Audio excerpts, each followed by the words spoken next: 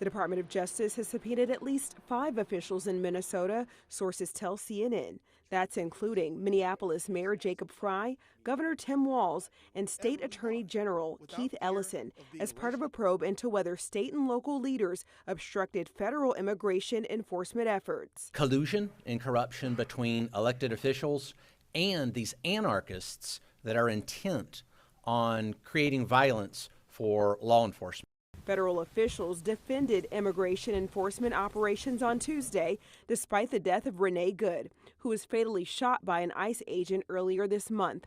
In a press briefing, President Donald Trump defended the crackdown, but admitted ICE sometimes makes mistakes. ICE is going to be too rough with somebody, or, they're dealing with rough people. They're going to make a mistake. Sometimes it can happen. Trump said he felt horribly about Good's death, but the fatal shooting remains top of mind for many Minnesotans. Renee Good!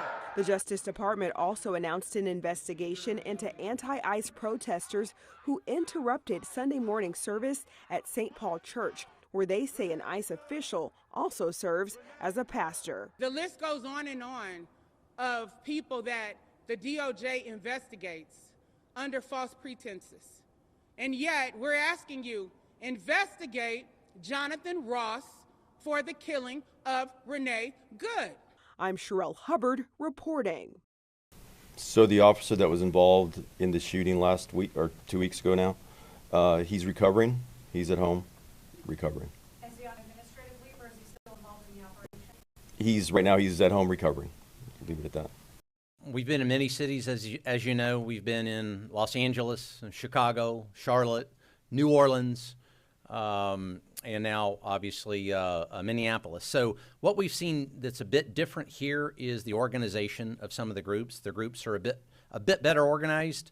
They've got some excellent communications, and that coupled with a very poor response from the mayor and the governor.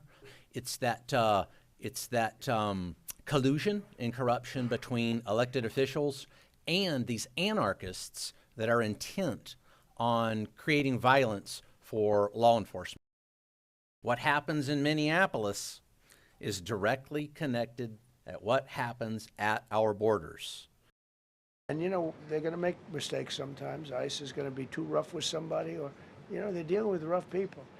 They're going to make a mistake. Sometimes it can happen. We feel terribly. I felt horribly when I was told that the young woman who had the tragedy. It's a tragedy. It's a horrible thing. Everybody would say it. ICE would say the same thing. But when I learned her parents and her father in particular I hope he still is, but I don't know, was a tremendous Trump fan. He was all for Trump, loved Trump. And, it's terrible. I was told that by a lot of people. They said, oh, he loves you.